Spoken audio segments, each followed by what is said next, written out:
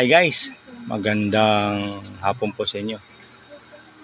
Pag-usapan lang natin yung ating title na Democratic.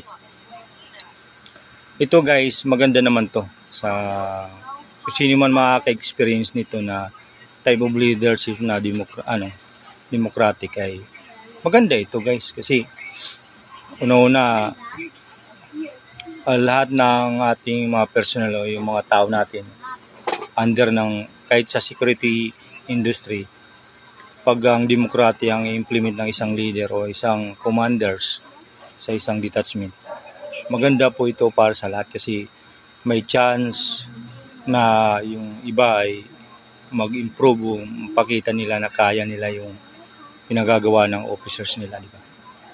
Ito naman, iba, sinasamantala para maabuso. Pero hindi ito sa isang democratic leader kasi more on ito ay on records guys. Kung ano yung ginagawa mo ay nakaano to sa officers ta. In case na sa iyo ng officers, isang pitik na lang o approval ng kliyente kung ikaw ay security guard, ay mabilis siyang balik sa RTO sa agency.